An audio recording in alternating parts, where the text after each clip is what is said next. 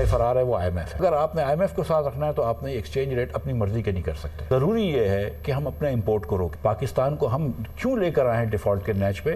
کیونکہ over the years Pakistan کے اندر ہم ایکسپورٹ کم کی ہے. آپ نے جب آپ کی پچھلے مہینے ایکسپورٹ کم ہوئی ہے بنگلہ دیش کی بڑی ہے. ان دلا رہا ہوں کہ نہ IMF چاہتا ہے نہ کوئی ہمارا دوست ممالک چاہتا ہے کہ ہم ڈیفالٹ کریں. وہ سب مدد کرنا چاہتے ہیں. اس وقت جو ہے وہ کڑوا گھونٹ پی لیں, IMF کی بات مان لیں, IMF آ جائے گا, آپ سارے مسئلے سے بچ جائیں. ڈار صاحب فرما رہے تھے, قطعاً غلط فرما رہے تھے, اور ان کو پتہ ہونی چاہیے کہ 36 ارب ڈالرز کا پورا انتظام ہوا تھا, تبھی IMF نے پچھلی قسط دی تھی. آپ ہر بات جو ہے وہ مجھ پہ بلیم نہیں کر سکتے. بیرونی ادائیگیوں کے لیے 36 ارب ڈالر کا انتظام ہو رہا تھا. اسحاق ڈار کا مجھ پر ذمہ داری پوری نہ کرنے کا الزام غلط ہے. وزیر خزانہ ہر چیز کا ذمہ دار مجھے نہیں ٹھہرا سکتے. برآمدات میں کمی کے باعث ہم ڈیفالٹ کے قریب پہنچے. ہمارے پاس دنیا کو بیچنے کے لیے کچھ بھی نہیں. گزشتہ ماہ بنگلہ دیش کی ایکسپورٹ ہم سے زیادہ تھیں. IMF ہی پاکستان کے موجودہ مسائل کا واحد حل ہے. صرف 2 ہی آپشن ہیں, مانیٹری فنڈ کے پاس جائیں یا ری اسٹرکچر کریں. مفتاح اسماعیل کی دنیا کامران خان کے ساتھ میں گفتگو. آج میرے پاس توشہ خانہ کا ایک بہت بڑا سکینڈل جو ہے وہ میرے سامنے ہے. یہ پہلی دفعہ منظر عام پہ ہم بریک کر رہے ہیں آن دا فرنٹ اور دنیا نیوز کے پلیٹ فارم سے. اور اس کا جو لبے لباب ہے اس سکینڈل کا, اس سے پہلے میں آپ کو ڈیٹیلز بتاؤں.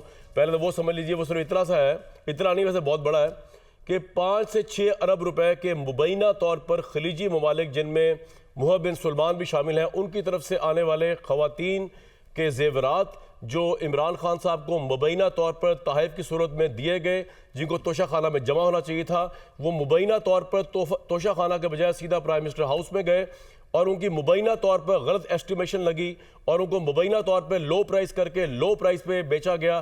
اور مبینہ طور پر یہ 6 ارب کی مالیت کے جو تحائف تھے وہ محض 3 کروڑ کی ان کی ایویلیوشن کروائی گئی, اور ان کو مبینہ طور پر 1.5 کروڑ میں خریدا گیا.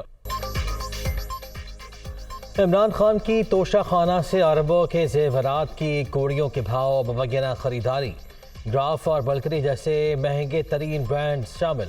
ذرائع کے مطابق سرکاری تحائف توشہ خانہ کے حوالے کرنے کے بجائے وزیر اعظم ہاؤس میں ہی رکھے گئے. کم طے کی گئی قیمت بھی منون تسلیم, کسی نے اعتراض نہ اٹھایا. دنیا نیوز تفصیلات سامنے لے آیا. پروگرام آن دی فرنٹ میں نئے انکشافات.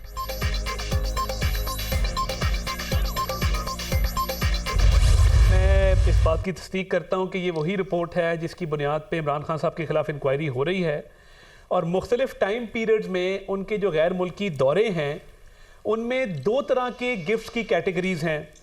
ایک ڈکلیئرڈ گفٹس ہیں جن کو اوپن مارکیٹ میں بیچا گیا, جس طرح آپ کوئی لنڈے کی چیز بیچ دیتے ہیں.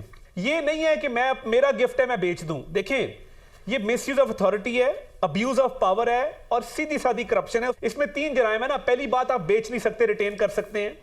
نمبر 2, آپ اس کی ویلیویشن پراپر لگوائیں گے, انڈر ویلیو نہیں کر سکتے. تیسرا, اس رقم کو اپنے ذاتی خرچ میں نہیں لا سکتے. یہ تو کرپشن ہے. PTI دور میں توشہ خانہ کے تحائف کو لنڈا بازار کا مال سمجھ کر اوپن مارکیٹ میں بیچا گیا. عمران خان نے سیدھی کرپشن کی. دوست ممالک سے ملنے والے قیمتی تحائف قوم کی امانت ہوتے ہیں. عطا تارڑ کی دنیا نیوز پر نشر ہونے والی سرکاری رپورٹ کی تصدیق.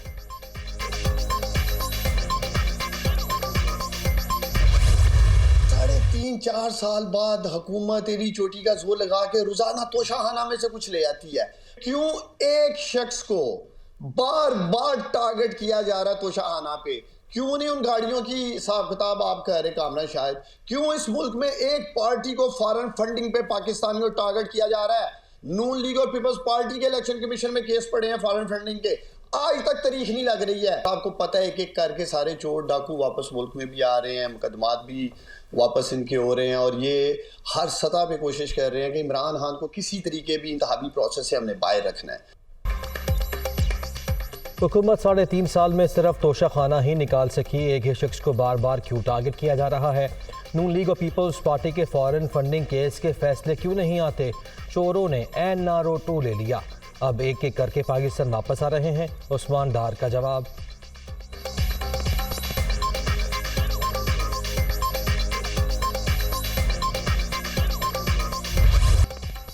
پنجاب خیبر پختونخوا اسمبلیاں 23 دسمبر کو ٹوٹنے کا امکان.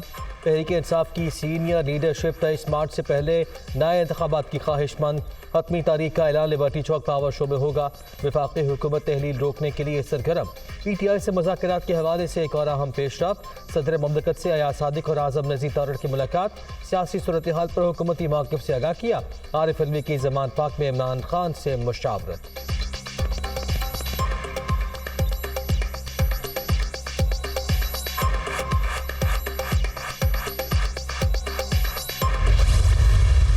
تاریخ کو لبرٹی چوک جدھر ہماری گیدرنگ ہوگی، میں انشاءاللہ آپ کو وہ ڈیٹ دوں گا جس دن ہم اپنی 2 اسمبلیوں سے نکل جائیں گے۔ اگر اس ملک میں فری اینڈ فیئر الیکشن نہ کروائے گئے یا انتشار ہوگا، پھر چیلنج کرتا ہوں کہ جب بھی توشہ خانہ لگے گا، کوئی چیز عمران خان نے ایلیگل نہیں کی۔ جنہوں نے توشہ خانہ میں ڈاکہ مارا ہے اس میں ہے نواز شریف اور آصف زرداری۔ پنجاب اور خیبر پختونخوا اسمبلیاں کب ٹوٹیں گی؟ تاریخ کا اعلان 17 دسمبر کو ہوگا۔ کرپشن نے پاکستان کی بنیادیں کھوکھلی کر دیں، معاشی طور پر تباہ حال ملک ڈیفالٹ کے قریب، قرضوں کا رسک 100% تک پہنچ گیا، ہم تباہی کے کنارے کھڑے ہیں، سیاسی استحکام کے بغیر بحرانوں سے نجات ناممکن، قومی مفاد کے لیے فوری الیکشن ناگزیر ہیں، 2 بڑے خاندانوں نے 30 سال ملک لوٹا، چوروں کے کیس ایک ایک کر کے ختم ہو رہے ہیں، NRO 2 کے بعد واپس آنے والوں کو ہار پہنائے جا رہے ہیں۔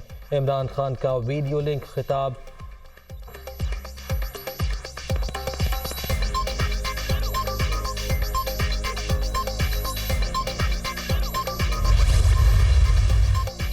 پنجاب اور خیبر پختونخوا اسمبلیوں کی تحلیل کا معاملہ، لاہور میں تحریک انصاف کا مشاورتی اجلاس، تمام اہم رہنما شریک ہوئے، ملک کی سیاسی صورتحال پر بھی غور۔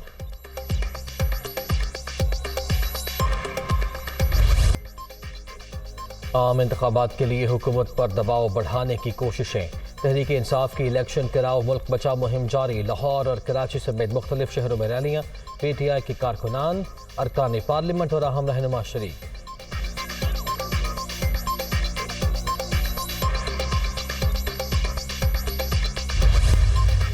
پاکستان اور تاجکستان کا 2 طرفہ تعلقات کے فروغ اور تجارتی حجم بڑھانے پر اتفاق، تاج صدر کا دورہ پاکستان، شہباز شریف سے 1-on-1 ملاقات، 2 طرفہ تعلقات اور باہمی دلچسپی کے امور پر تفصیلی گفتگو، دونوں ملکوں کے درمیان وفود کی سطح پر مذاکرات بھی ہوئے، مختلف معاہدوں اور مفاہمتی یادداشتوں پر دستخط، وزیر اعظم ہاؤس آمد پر معزز مہمان کا پرتپاک استقبال، گارڈ آف آنر بھی پیش۔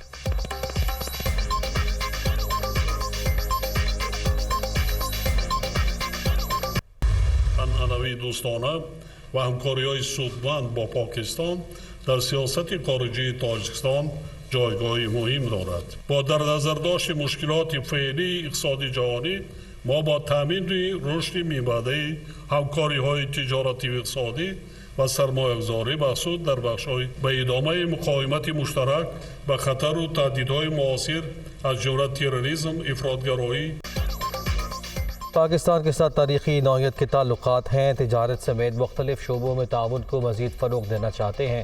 تاجک صدر کا دہشت گردی کے خلاف جنگ اور خطے کے استحکام کے لیے مکمل تعاون کا اعادہ، امام علی رحمان کا دورہ باعث فخر ہے، باہمی روابط کو مزید مستحکم کریں گے، وزیر اعظم شہباز شریف کا عزم۔ The people of Pakistan are extremely happy and joyous to know that our brother has come to Pakistan once again, to your second home. Today we had very productive and useful discussion to further strengthen our brotherly and friendly relations and to promote investments, enhance trade, culture between our two brotherly nations. Sindh سے متعلق تحفظات، M Q M کے وفد کی وزیر اعظم سے ملاقات، شکایات کے انبار لگا دیے، بلدیاتی الیکشن سے متعلق ہمارے بینر اتارے جا رہے ہیں، پیپلز پارٹی کی جانب سے کیے گئے وعدوں پر بھی عمل نہیں ہو رہا، خالد مقبول صدیقی، گورنر کامران ٹیسوری اور وسیم اختر کا شکوہ۔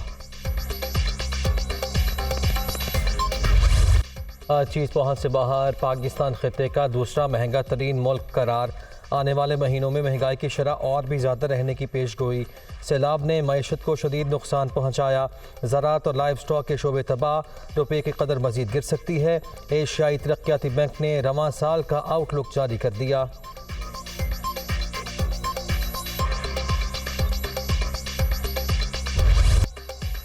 مہنگائی کے مارے عوام کو ذرا سے ریلیف کی امید، پیٹرولیم مصنوعات کی قیمتوں میں 15 روپے لیٹر تک کمی متوقع۔ اوگرا نے پیٹرول 12 اور ڈیزل 10 روپے سستا کرنے کی تجویز دے دی۔ 15 روز کے دوران عالمی مارکیٹ میں تیل کے نرخوں میں نمایاں کمی ریکارڈ۔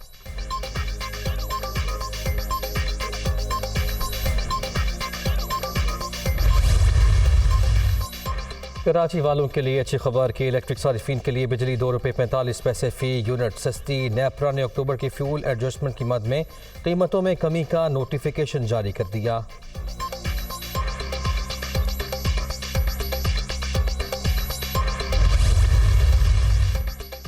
وزیر اعلیٰ پنجاب سے ملالہ یوسفزئی کی ملاقات۔ ملالہ فنڈ، پاکستان کی سرگرمیوں، مستقبل کی حکمت عملی اور منصوبوں پر تبادلہ خیال۔ ایجوکیشن سیکٹر میں پنجاب حکومت کے اصلاحات پروگرام کی تعریف۔ مدارس اور اسکولوں میں جسمانی سزا ناقابل قبول، اسمبلی سے سیما قانون منظور کرایا جائے گا۔ پرائمری سطح پر پنجابی تعلیم کے لیے اساتذہ بھی بھرتی کیے جائیں گے، چودھری پرویز الہی۔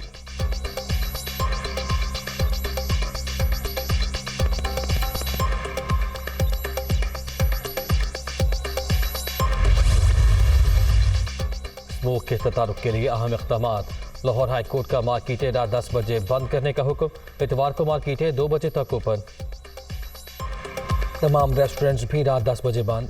جمعہ ہفتہ اور اتوار کو ریسٹورنٹس رات 11 بجے تک کھلے رکھنے کی اجازت۔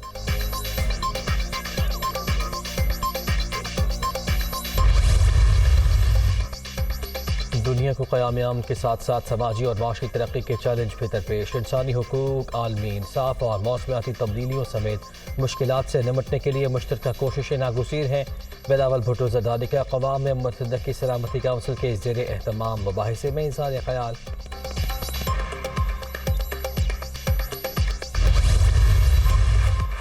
بلدیاتی الیکشن کے دوران دنگا فساد ہونے کا خدشہ، شہری اقتدار حساس قرار۔ آج اسلام آباد کی زیر صدارت اجلاس میں اہم فیصلے۔ امن و امان یقینی بنانے کے لیے قواعد طے کر لیے گئے۔ انتخابی مہم، جلسے اور ریلیاں تھانے کی اجازت سے مشروط۔ سیف سٹی کیمروں سے مانیٹرنگ کی جائے گی۔